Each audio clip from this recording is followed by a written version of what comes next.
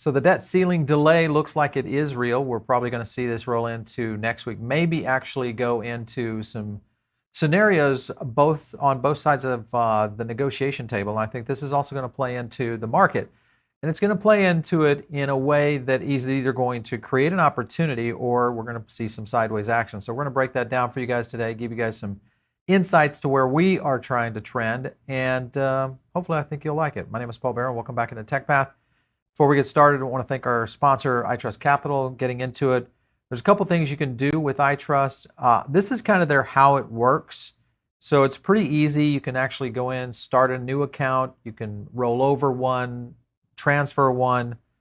You will apply right there online. It doesn't take any time at all. And then you've got a whole slew of training and ways that you can go into funding your account and actually investing crypto as an IRA. And you also have some other aspects to it, and that is gold and silver. You also have a ton of other assets that they have available in there, so make sure and check them all out. Use our link down below. It does help the channel out, and you'll get a $100 funding reward if you decide to go.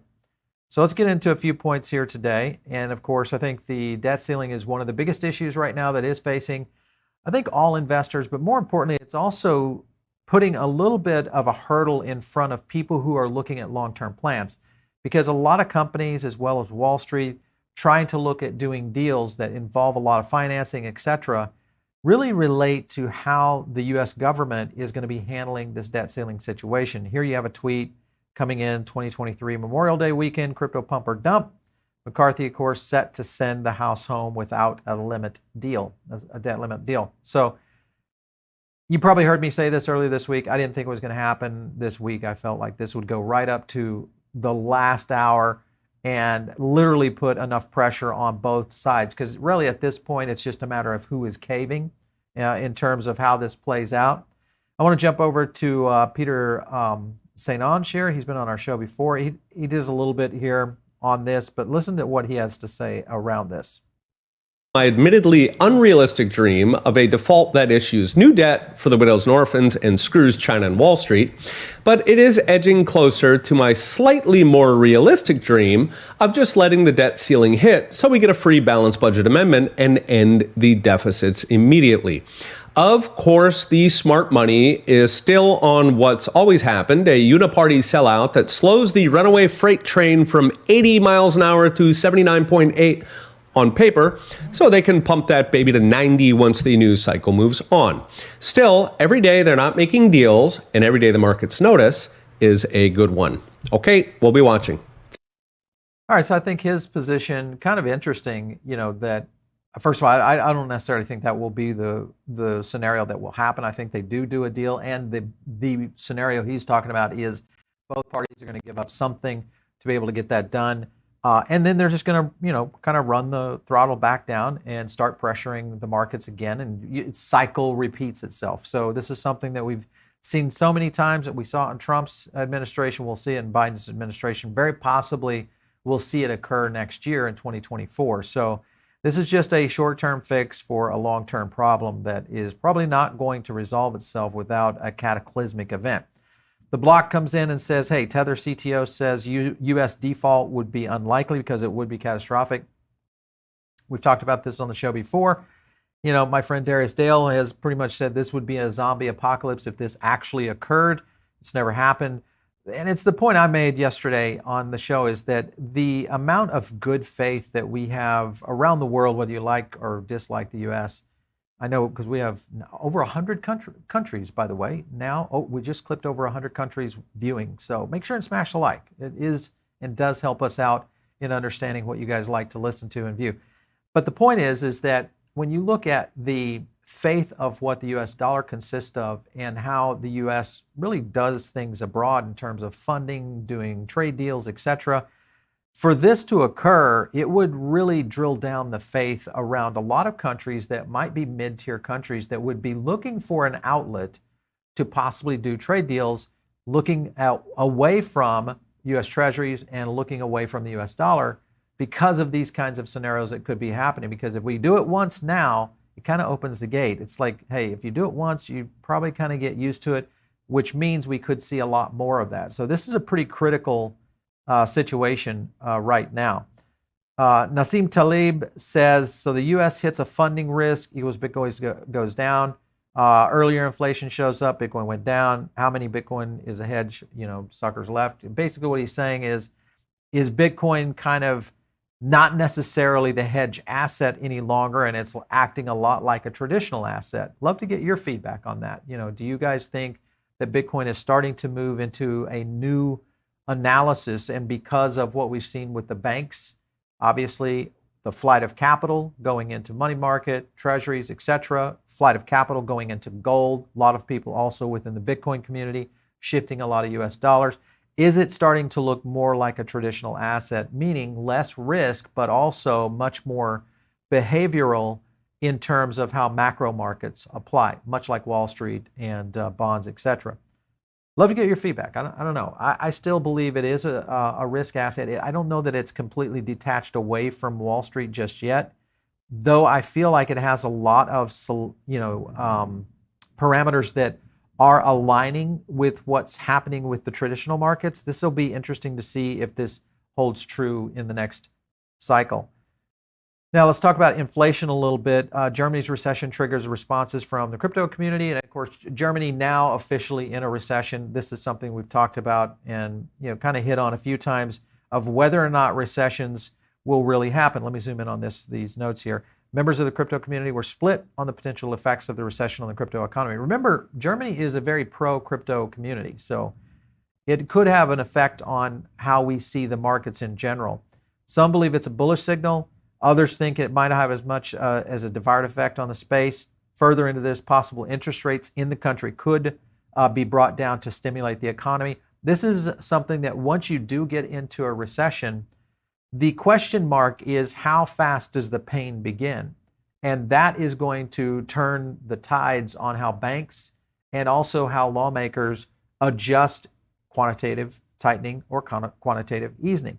And I think that's the scenario we've seen play out many times before here in the U.S. within the financial challenges that we faced all the way back to 2008, 2020, even within the pandemic. So I don't know. I'd love to get your feedback. I still believe that Germany it's a cog in the EU wheel that is very, very significant to the success of the EU.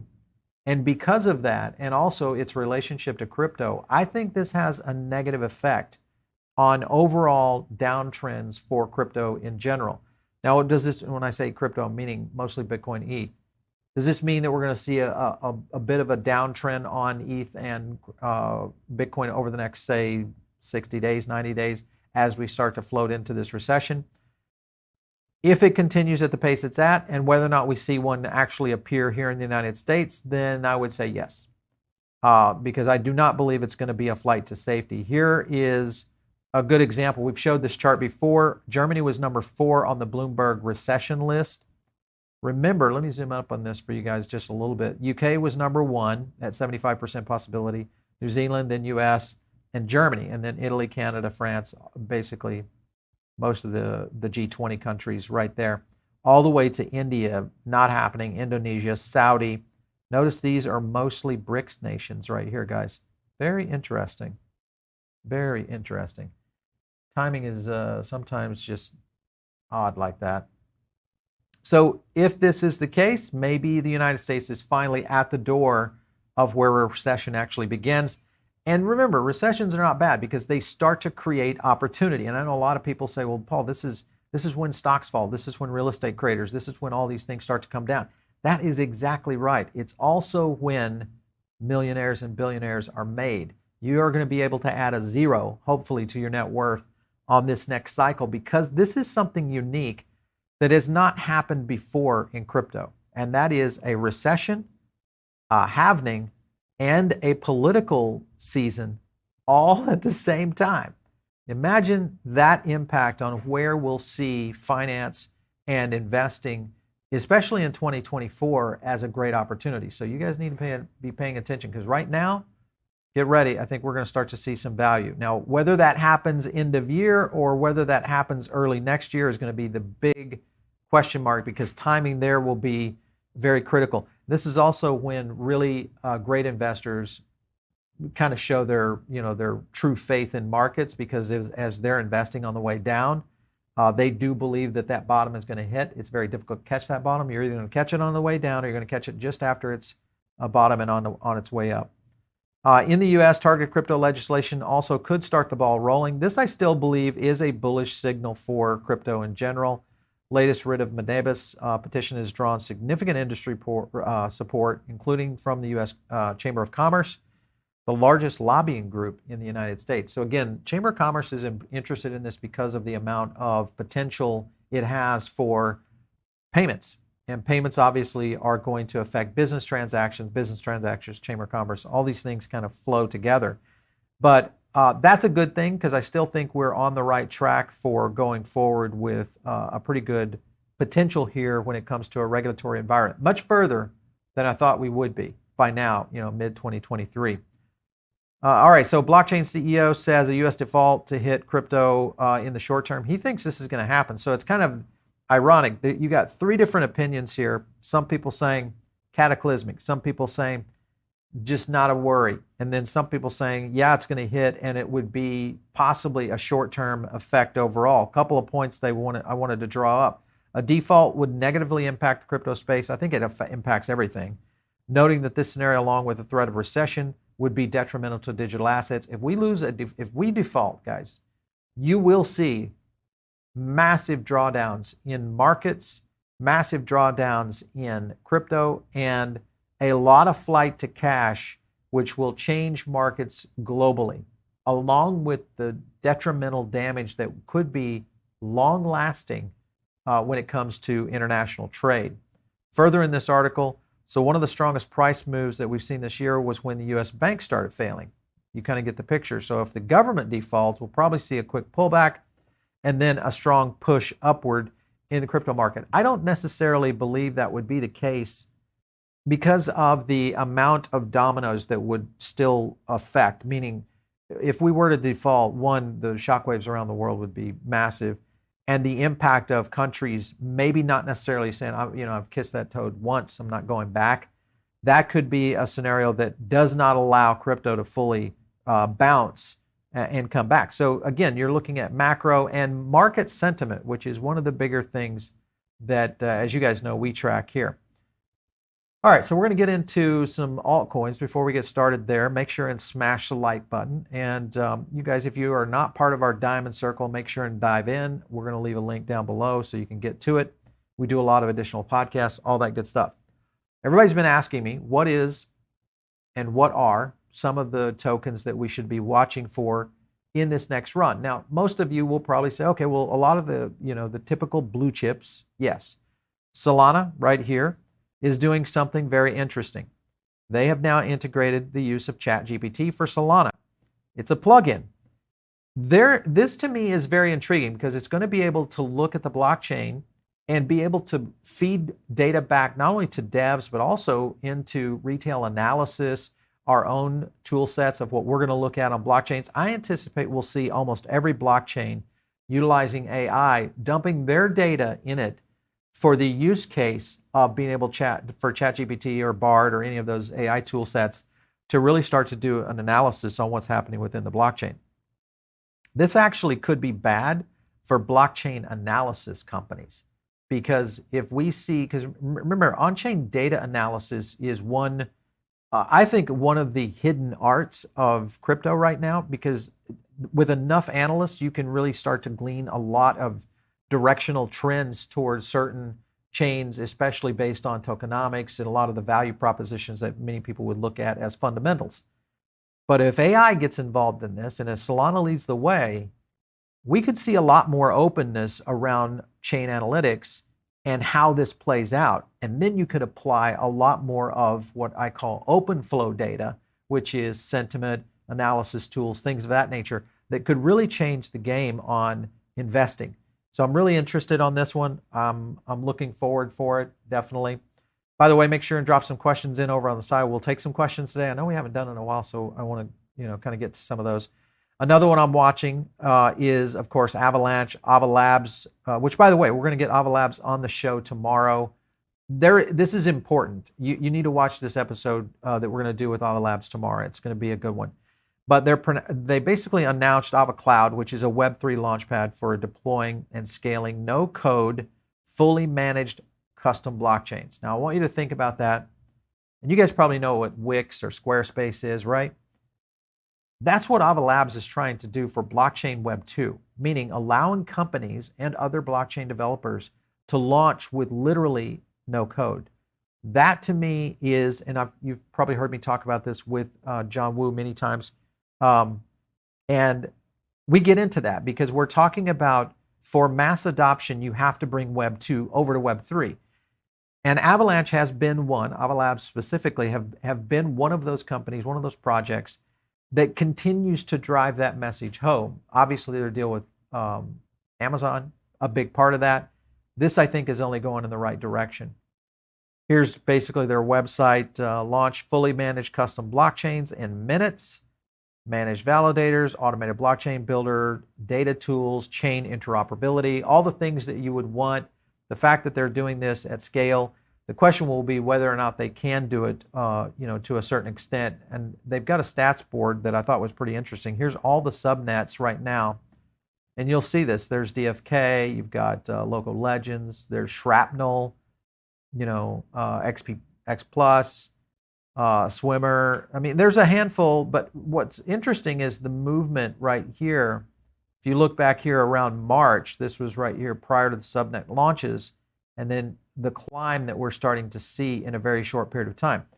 Very similar to what we saw back here all the way back into 2021 when Avalanche was first getting known on the scene. So I'm watching this one. This is another token that is in my bag, and it is one of the positions that I do think is a long-term position.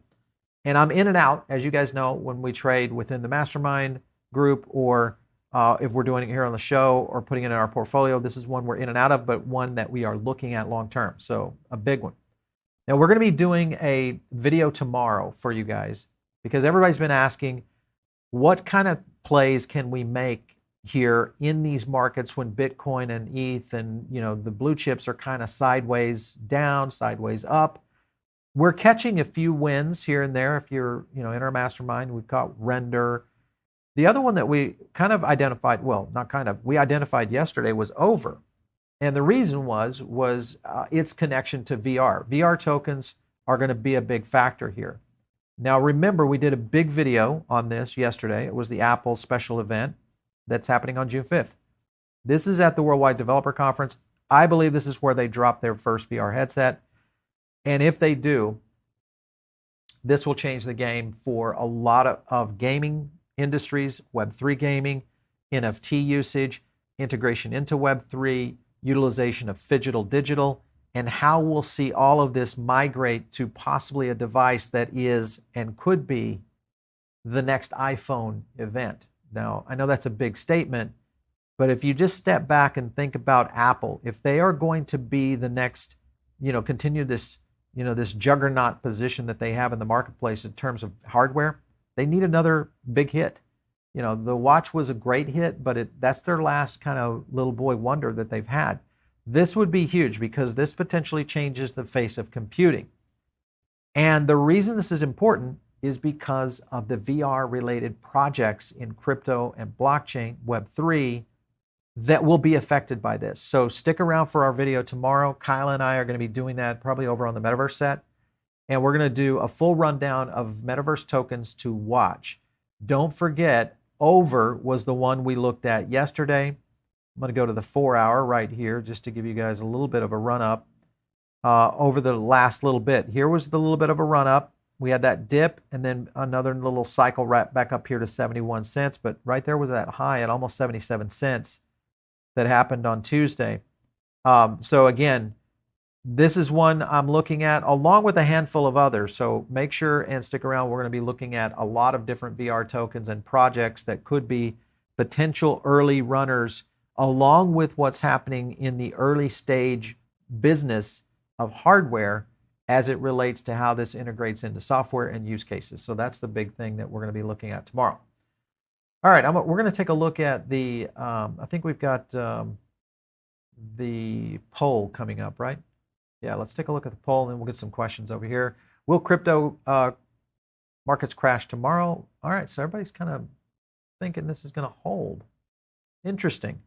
Now, one thing about sentiment, if you go over to Bitcoin, this is one that's kind of interesting to me. And this is something we get asked in the mastermind a lot, is which is more important, amplification or sentiment? That's sentiment, there's amp. So remember, amplification is basically people saying or acting that there's going to be intent to do something, sell, buy, hold, etc. General sentiment is just people talking about it. So it's kind of the brand awareness of a token or a project. You have general awareness on Bitcoin slipping right now, but you have amplification slightly up and trending slightly up over really almost the last month, slightly up. So could we be in for maybe a little bit of a Memorial Day run? I'd love to get you guys' feedback on this. When I see these things, these kind of scenarios intersect, and this is one of the big categories of sentiment that I watch, when amplification starts to over pump, meaning it's performing higher than general sentiment, it usually means we've got something getting ready to happen. So we're watching this one very closely, Bitcoin, of course, being in there. All right, Tyrone says, what's the difference between Apple New Tech and Google Glasses? I think timing in the market. Google Glasses was a different kind of product. It was designed to be in the environment and was intrusive. This is a VR, AR experience. Now, could it go in the environment of general everyday? Sure, it could. But I think it's the timing right now. People are much more aware of these things now, so it's not so, don't do that to me. It's the same kind of scenario, guys, that happened in 2007. If you were around then and you had a BlackBerry, you cannot tell me that you were one of those that said you didn't like the iPhone because of touchscreen. Everybody was saying that. And, it was a narrative that was kind of put out there. That's where Google Glass was when it first got released. Remember, that's almost 8 years old, Google Glass. So think about it. Don't forget gaming. Definitely not going to forget gaming. Gaming is going to be the core of what grows in the next market for sure. The pump on NVIDIA, gaming, what we'll see in AI. Parrish says, do you see the sub 12K on Bitcoin in coming months? I think the deal with this, Parrish, is it boils down to one thing, and that is how hard is this recession? We've already seen the trailing indicators that we've talked about, real estate, credit. If you've watched our channel for very long, you know that we were calling this almost a year ago, is that real estate credit. I was worried about mid-year as being the time in which we'd start to see the real position occur. I think we're about there now. Remember, June, July. Crypto market already crashed in anticipation. Bitcoin started it. Let's take a look at that real quick, just on Bitcoin in general. And it's, you got a little bit of crash down from that 27, which was on Tuesday, slipping into that 26.3 zone, but it's coming a little bit out, even though I still think, amplification is showing a little bit of a rise here while general sentiment is dropping. And if you look at that trend line right there, general sentiment is, I think, is still online with this. Do you think, okay, Paul, do you think, as horrible, do you think a debt default could be a major positive catalyst? I don't think so. No, I think this would be a negative for crypto as well. I think all markets would be in pretty bad shape. Now, because just the ramifications of it would put everybody in such a defensive position. And the real question would be, how do they play out of it? Because that's when you could possibly get a winner. But I think we would see a bit of a drop on that. Joseph says, why would crypto market crash tomorrow? This is more of a cycle thing. I think it's just people going away from the market for the holiday, not as much volatility or not as much liquidity. Volatility not as big there as you know, we need volatility for movement. Jerry Crosby says, Vulcan Forged. That's an interesting one right there, Jerry. You're paying attention. Keep your eye on this one. There's an event happening with Vulcan Forge. We'll probably talk a little bit about this tomorrow, but that's another one that is in the wings that is a looker. Nicholas says, 1st of June, Hong Kong. Yes, that's a big deal too. Even though with Hong Kong, because we showed this earlier this week, I was anticipating we'd see a bigger move than what we did. So I'm not sure how that is going to play into it. UK not in the recession. It's super embarrassing how immature our government is. Well, welcome to the United States. If you haven't been here very long, this has been happening for 50 years. This is just, we're getting better at it, I think. And social media kind of puts it in. By the way, anybody watch the DeSantis Elon thing last night? listen to they crashed Twitter. Elon, it was quite a thing. We probably should do a video on that because in itself, I think it changes the face of media going into this next presidential election. Twitter's up to something right now, I think, with Spaces and some other things that is getting ready to brew. So be paying attention, guys. Tech is definitely what I believe is a non-risk industry out there for sure. If you're not, as I said, part of the Diamond Circle, get in. It's really one of the places where we do a lot of additional content, more podcasts, additional, all sorts of stuff on Substack. And it's the best place to start your journey right here with the PB family. So make sure and join. It's just a link down below. And it's easy. If you want to catch me, it's out there on Twitter @Paul Barron. We'll catch you next time right here on TechBat.